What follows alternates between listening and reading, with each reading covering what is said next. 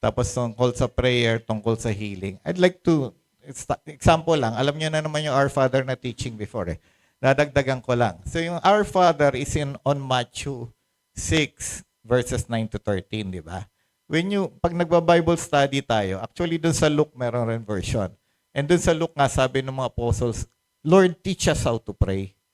Nagtanong pa yung mga apostles, Lord, teach us how to pray. Marunong naman sila magdasal. Meron naman mga written prayers rin na, no?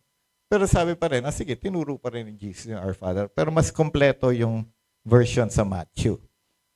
Now, ewan ko, sino dito na bago matulog nagdadasal?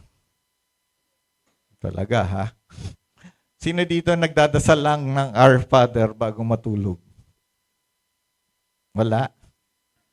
I'll teach you, pwede kayong magdasal Our Father araw-araw bago matulog o sa prayer time nyo. Naaabot kayo ng 1 oras o 30 minutes.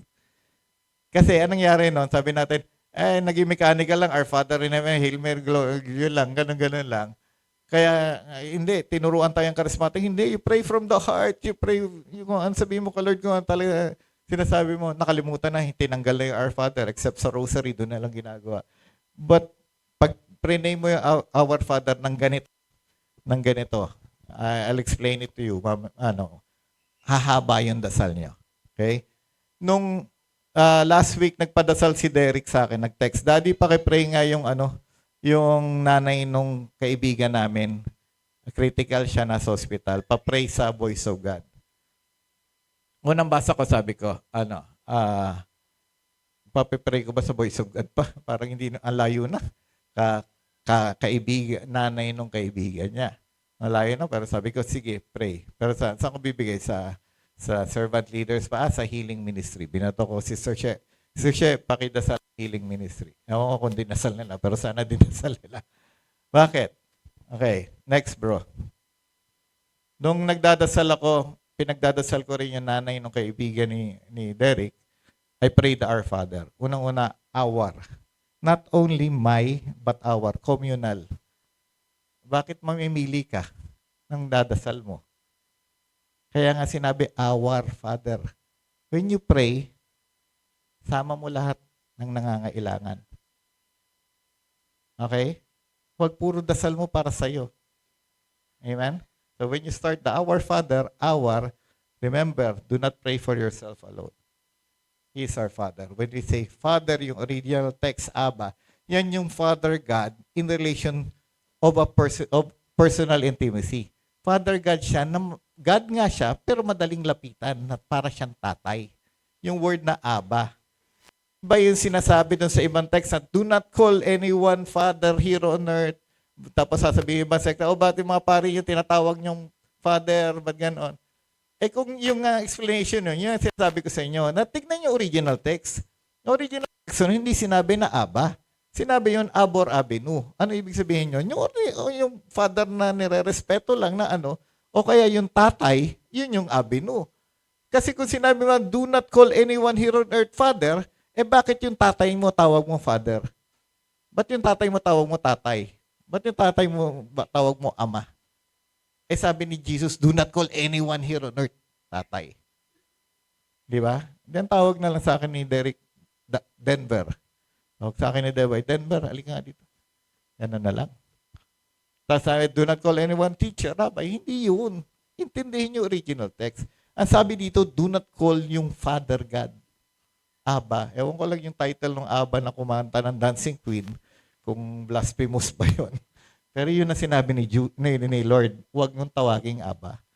Huwag kang mayabang na para kang Diyos Ama. Amen? Pero sa Our Father nga, inisa-isa natin.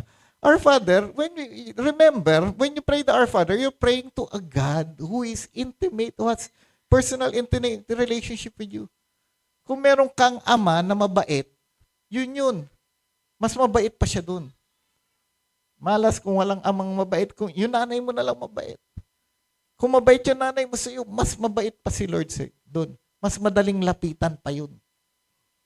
Yun yung pinagdadasalan mo. And in heaven, dwelling place of the Almighty, pag sinabi, heaven is my throne and earth is my footstool, I am a powerful God. I am a mighty God. I am bigger than your problems. You are praying to a God na malapit sa'yo, na parang tatay mo, pero hindi lang yung tatay mo na mahina. Siya yung tatay mo na kaya ibigay kahit ano. Okay? Sabi ni Jesus, when you pray, you are praying to our Father who wants to be close to you, but He has that power to give you anything. You have to have that faith. Next. Holy be your name. Sabi sa Tagalog, sambahin ang ngalan mo. Buhay pa yung nag-translate nun. Again, lost in translation. Ano sa Tagalog ang holy be your name? Sambahin nawa ang ngalan mo. Holy be, hindi sinabing holy is your name. Parang yung glory be, binago na ngayon, ginawang glory to the Father. Iba yung glory be to the Father, iba yung glory to the Father. Pero in-adapt na yun, okay. Anong meaning ng holy be your name? Sabi sa Ezekiel 36:22, nung lumalayo na yung mga chosen people, Lord, napapahiya na yung pangalan nila. Sabi ni Lord, babaguhin ko lahat. Igagather ko yung people ko, and I will do this not for your sake na sinira niyo pa yung pangalan ko. Tinawag pa kayong voice of God, tas tataya lang kayo sa loto, pipila kayo doon sa loto, pupunta ka sa beer house na merong naka-costume na. Sinira mo yung pangalan ko eh. Pero still, bibigay ko sa iyo hinihiling mo. Bakit? Not because mahal mo ko, not because you are faithful to me, but because for the sake of my holy name. Para makita voice of God ka, magbabago ka, dahil bibigay ka, magbabago ka, makikita yung glory ko. For the sake of my holy name. So when we pray, Lord, pinagdadasal ko yung nanay nung kaibigan ni Derek, na kahit malayo na, pero kung gumaling yun, not for my sake, but for the sake of your holy name.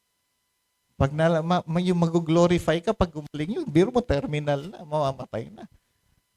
Tapos biglang gumaling, nawa, pagaling mo siya for the sake of your holy name. Paring ka mag-anak nun, magbago, maniwala sa'yo. Whatever you pray for, Lord, gusto ko ito mangyari sa opisina, but is it for the sake of the holy name of God? Or for the sake of your mighty name? Para sumikat lang. Lord, kailangan ko to. Gusto ko to. Para sikat ako. Gusto ko mag-top para sikat ako. Bibigay ba ni Lord John kung gano'n ang prayer mo? Ang prayer mo lagi, Lord, please grant me this prayer for the sake of your holy name. Next. Your kingdom come. Yung explanation of Brother Boy, doon na lang tayo sa dulo, God's presence among His people. Di ba sa Mark 1 sabi nga, the time is fulfilled, the kingdom of God is at hand, repent and believe in the gospel. So dumating ba yung langit, bumaba? Hindi. Ano dumating? Si Jesus. Dumating. God is present na among His people. And Jesus went throughout all the cities and villages, teaching in their synagogues and proclaiming the gospel of the kingdom and healing every disease and every affliction. So when we pray, Lord, kawawa yung nanay, kawawa yung mga anak nun, kung bata pa, kung may iwan. Kawawa nang hindi nafe-feel yung loving presence mo. Bigyan mo naman na rin ng lahat ng kailangan lang, yung pambayad sa ospital, yung comfort mo. Lord, may your kingdom come on them. God's presence among His people. Lord, ako, hindi ko na nafe-feel yung kingdom mo. Napapalayo ako sa iyo, napapariwara ako. Lord, may your kingdom come. Let me feel your presence. Nung bagong LSS ko, hay na hay ako, feel ko, bawat galaw mo sa akin, lahat ng blessing mo sa akin, nafe-feel ko. Ngayon, hindi ko napapansin. Lord, may your kingdom come. Lord, kakawindang-windang buhay namin, yung pamilya ko, yung mga gulang ko, nag-aaway, yung ano. Lord, may your kingdom come. Pakita mo ulit yung presence mo sa amin. Heal every diseases. Provide for all our needs, Lord. Let us feel your presence. Lord, may your kingdom come. Next, bro. 10 na. Your will be done on earth as in heaven. Seek the will of the Lord lagi. Meron tayong mga prayers na sinasabi ni Lord, hindi para sa iyo yan. Meron tayong mga prayers na hindi nababagay. Oh, I have something better. Lord, kung pwede, tanggalin mo itong mga trials ito, mga problema, pero not my will, but your will be done. Always seek the will of the Lord. Lord, ano ba will mo? Not only pray, Lord, your will be done. Oh, ano ba ang will mo? Bakit hindi ko ba matanggap to? Lord, ano ba sagot? Bakit ba? Anong will? I'll be quiet, Lord. Sabihin mo sa akin kung bakit yung pinagdadasal ko hindi ko makuha.